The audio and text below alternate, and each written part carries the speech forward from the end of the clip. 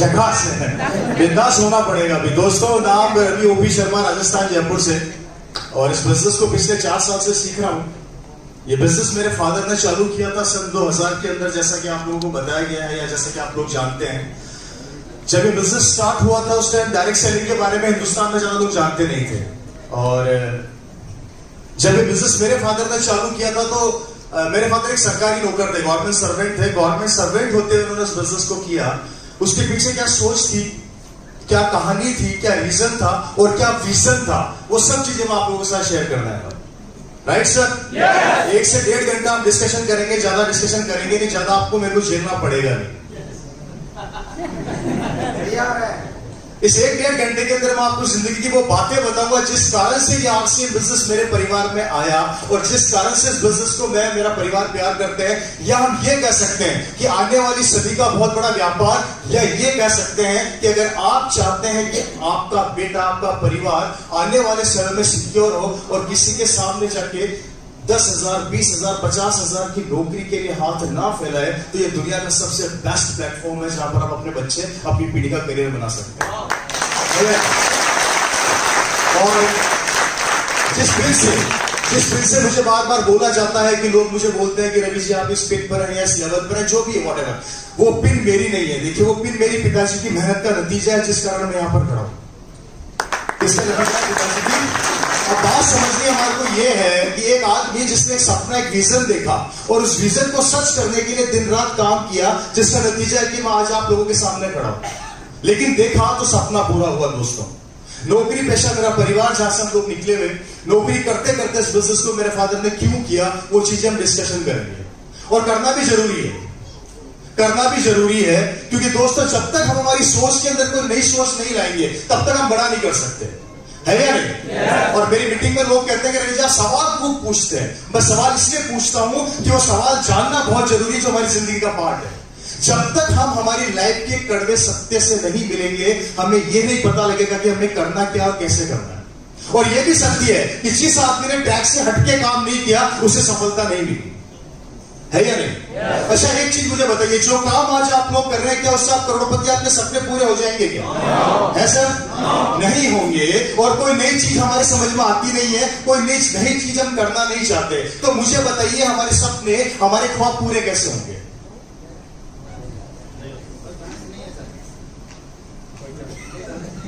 ये बातें मैं क्यों बता रहा हूं? ये बातें मैं आपको इसलिए बता रहा हूं कि इसी कारण से आरसीएम बिजनेस मेरे परिवार में आया। हम लोग वहां से निकले रहे हैं जहां पर न हमारे पास जमीन थी, न खेत थे, न खलियान थे, न प्रॉपर्टी थी, न मकान था, न दुकान थी, न शोरूम थे और न खेत थे, कुछ भी नहीं था। एक 10 बाय 10 के कमरे में मेरा परिवार किराए पर रहा करता था। वहां से हम लोग निकलकर आज इस पोजीशन पर आए हैं, और उसके पीछे एक ही कारण था, वो थी एक सोच कि सफलता हमें चाहिए। और किसी आदमी ने बोला है, मैंने नहीं बोला है, कि इस दुनिया के अंदर गरीब पैदा होना कोई पाप नहीं है, लेकिन गरीब मरना सबसे बड़ा पाप है और सबसे बड़ा जुर्म है। मैंने नहीं बोला, किसी ने बोला है, लेकिन साथ में उतनी सत्यता को जिंदगी में लाना पड़ेगा। दोस्तों, एक आदमी की लाइफ क्या होती है? एक आदमी की लाइफ 50 साल की होती है एवरेज, जिसमें वो पैसा कमाता है। सही कह रहा है, गलत कह रहा है? जिसमें से 25 साल तो वो ये सोचने में निकाल देता कि करना क्या है, और 25 साल ये सोचने में निकाल देता कि कैसे करना है। जिंदगी खत्म।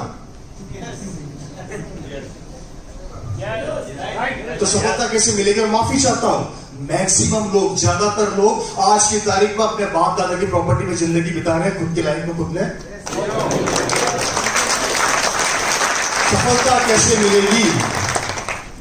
और कब तक हम हमारे दादा परदादा के नाम के साथ, वो नाम जो ट्रेडिशनल बिजनेस के अंदर वो बनाकर गए, जिन्होंने दिन रात मेहनत करके हमें एक मुकाम दिया, हमें एक लेवल दिया। और माफी चाहूंगा दोस्तों, आज हम उसी जगह पर हैं। नया कुछ करना चाहते नहीं है, पुराना छोड़ना चाहते नहीं है, डिसीजन लेने में डर लगता है। नया करते हैं तो लोग हंसेंगे ये सोचते हैं, आगे बढ़ने के लिए लोग क्या कहेंगे ये सोचते हैं। तो सफलता कैसे मिलेगी, कामयाब कैसे होगे? और किसी ने कहा है कि 84 लाख होने के बाद मानव जीवन मिलता है, और इसी मानव जीवन के अंदर एक जीवन में हम किसी और की जिंदगी बनाते हैं और खुद की जिंदगी जियो। तो आगे कैसे बढ़ेंगे हम लोग? क्या कभी ये सवाल अपने आप से किया आप लोगों ने? और नहीं किया तो क्यों नहीं किया? ऐसे क्यों दे रहे हो? बड़े शांत से हो गए भाई। मेरी बात समझ में आ रही है ना? हाथ खड़ा करोगे कितने लोग जिनको मेरी बात समझ में नहीं आ रही?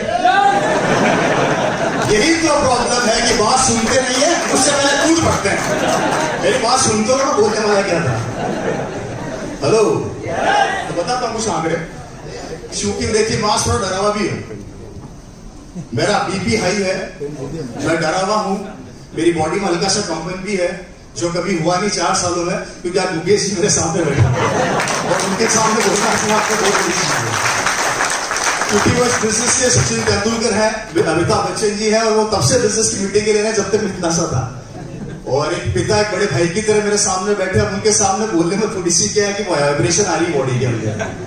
तो डरना भी चाहिए, नहीं डरना चाहिए? डरना चाहिए, नहीं डरना चाहिए? क्योंकि जब पिता और बड़ा भाई सामने बैठा और बोलने के लिए माइक पकड़ाते तो अच्छे अच्छों की बैटिंग भी खराब हो जाती है, वॉइस भी खराब हो जाती है, और बोलना क्या चाहता है बोल क्या देता है। कभी कभी ऐसा भी हो जाता है या नहीं?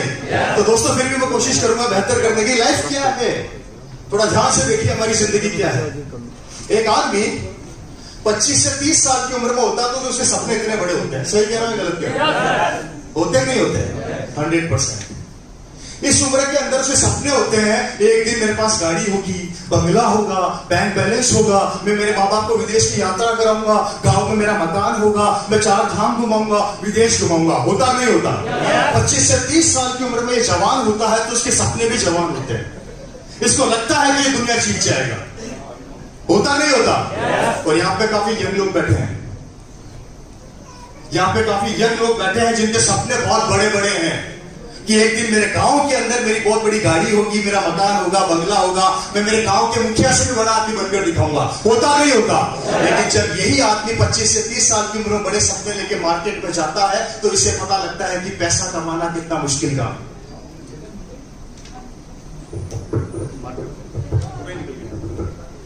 पैसा कमाना कितना मुश्किल काम है। यह आदमी जब अपने सपनों को लेके मार्केट के अंदर उतरता है तो इसे पता लगता है कि इस दुनिया में पैसा कमाना कितना मुश्किल काम है। जब ये 30 से 35 साल की उम्र में आता है तो इसके सपने इतने रह जाते हैं, और इतने सपने भगवान को प्यारे, क्योंकि 30-35 साल की उम्र में आते आते ये मार्केट के अंदर पैसा कमाने के लिए कूद पड़ता है। और जब ये मार्केट में कूद पड़ता है तो इसको पता लगता है कि हल्दी धनिया मिर्ची का भाव क्या है। इसे पता लगता है कि कंपटीशन कितना है। इसे पता लगता है कि सपने पूरे करना कितना मुश्किल काम है। होता नहीं होता? और इस कंडीशन के अंदर 30-35 साल की उम्र में आते आते 75% सपने इसके रह जाते हैं, और 25% सपने भगवान को प्यारे हो जाते हैं। ये 25% सपनों के अंदर से एक तो माँ बाप की विदेश यात्रा निकाल देता है, और माँ बाप की 4 धाम की यात्रा निकाल देता है। हेलो, कड़वा सत्य एक नहीं जिंदगी का। और यही आदमी जब 35 से 40 साल की उम्र में आता है, सपने इतने से रह जाते हैं, इतने सपने भगवान को प्यारे हैं। क्योंकि इस उम्र में आते आते इसकी शादी हो जाती है, शादी हो जाती है तो बच्चे हो जाते हैं, बच्चे हो जाते हैं तो बच्चों को पढ़ाने लग जाता है। कभी माँ बाप का खर्चा, कभी बच्चों का खर्चा, कभी माँ बाप का खर्चा, कभी बच्चों का खर्चा, कभी मोटरसाइकिल की किस्त, कभी घर का किराया, कभी घर की इंस्टॉलमेंट। ये करते करते करते जिंदगी के जहद के अंदर इसके सपने 50% भगवान को प्यारे हो जाते हैं, और सपनों में रह जाता है सिर्फ और सिर्फ एक मोटरसाइकिल खरीद तो बहुत है। हेलो, मेरी बात समझ रहे कि समझ आ रही है? जिंदगी की वो कहानी बताने जा रहा हूं, आप लोगों को बता रहा हूं जिस कारण से हमारी जिंदगी इस संघर्ष के दौर में फंसी पड़ी है। यही आदमी जब 45 से 50 साल की उम्र में आता है, सपने हो जाते हैं इतने से। क्योंकि 45 से 50 साल की उम्र में आते आते इसके बच्चे बड़े हो जाते हैं, बच्चे बड़े हो जाते हैं तो ये अपने बच्चों के लिए अच्छी लड़की ढूंढता है, अच्छा लड़का ढूंढता है, शादी कर देता है, और बोलता है हे भगवान, मैं तो गंगा नहा आ गया, मेरे बच्चे पहुंच गए अपने कारण क्योंकि इस उम्र में आते आते सपने छोटे होते चले जाते हैं, और जिम्मेदारियां बढ़ती चली जाती है, और जिम्मेदारी निभाते निभाते निभाते ये 25 साल का लड़का 50 साल की उम्र तक आते आते जिम्मेदारियों के बोझ के तले दब जाता है, अपने सपनों को दफना देता है, अपने सपनों को खत्म कर देता है, खुद खत्म हो जाता है। और यही आदमी जब 50 से 55 साल की उम्र में आता है, सपने हो जाते हैं। नजर आ रहा है सपना? कहां गया?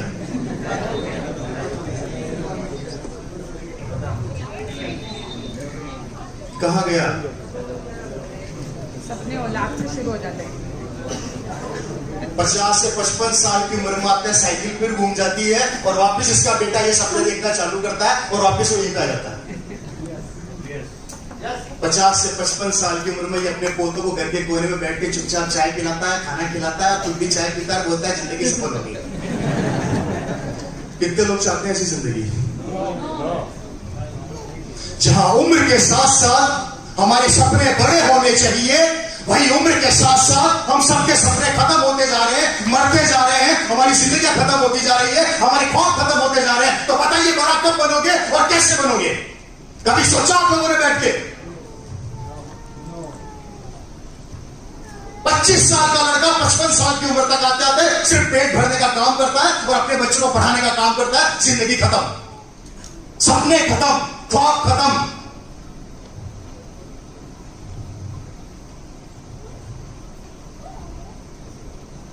कब तक?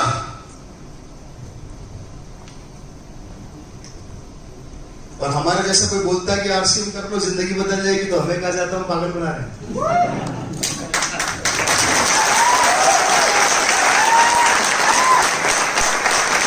क्या बोला जाता है? मेरे पिताजी सन 2000 में पागल बने थे। मेरे पिताजी ओपी शर्मा जी सन 2000 में पागल बने थे, इसलिए यहां खड़ा हूं। मेरे पड़ोसी समझदार थे, पागल नहीं बने थे, वो समझदार ही हैं आज भी। वो मोटरसाइकिल में, मैं BMW में। बताओ पागल बनने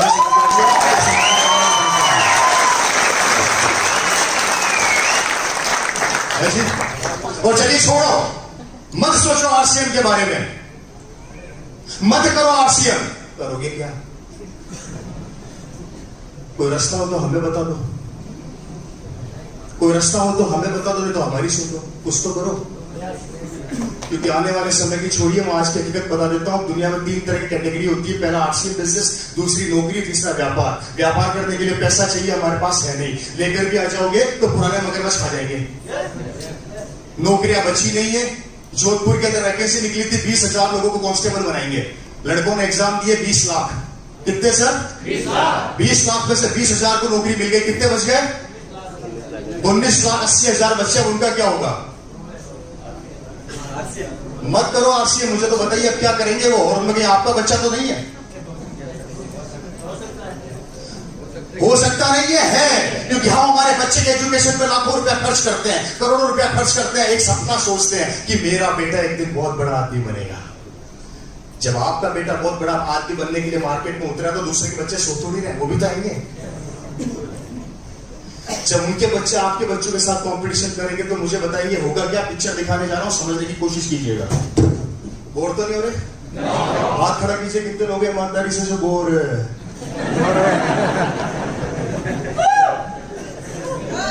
हेलो, ये कड़वा सत्य दिखा रहा हूं, समझना।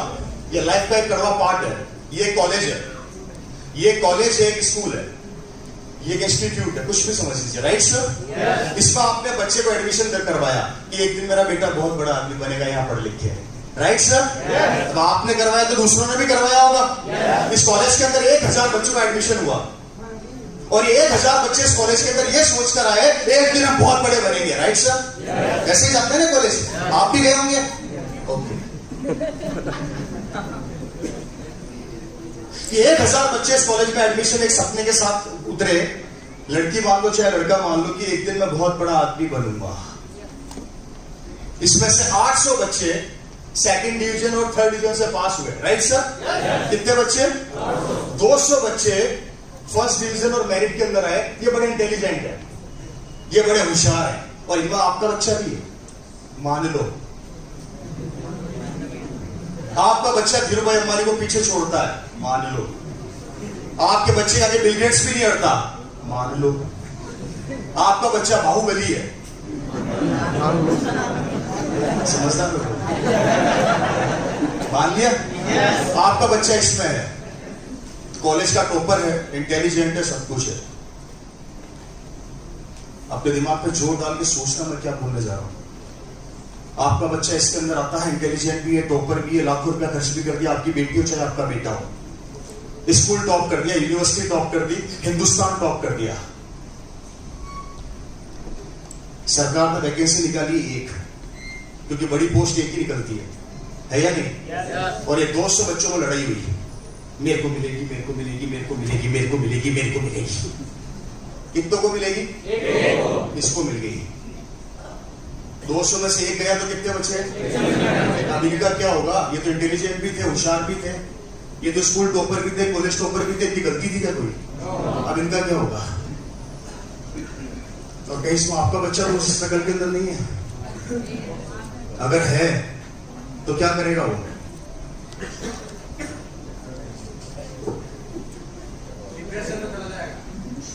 आत्महत्या कर लेगा। और हो रहे हैं ये केस। आप बोलेंगे सर 3 महीने बाद फिर फाइट करेगा, तो 3 महीने बाद ये 200 नहीं रहेंगे, 400 हो जाएंगे, 6 महीने बाद 800 हो जाएंगे, 12 महीने बाद 1000 हो जाएंगे। जनसंख्या बढ़ती जा रही है, कंपटीशन बढ़ता जा रहा है, नौकरियां है नहीं, व्यापार करने के लिए पैसा चाहिए है नहीं, आरसीएम समझ में आ नहीं रहा है, करोगे क्या?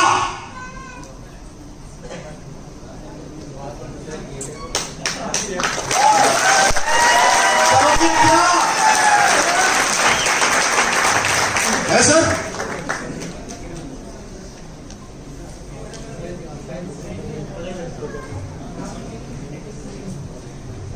क्या हो गया? मेरी बात समझ में नहीं आ रही क्या? तो आप लोग रिएक्शन नहीं दे रहे, तो चुपचाप चुपचाप बैठे देख रहे हो। आई रिपीट अगेन, नौकरियां है नहीं, व्यापार करने के लिए पूंजी चाहिए, आपके पास है नहीं, उधार लेकर भी आ जाओगे तो काम चलता नहीं, थोड़ा साइड दे दो, पब्लिक के बीच में आने में मजा आता है।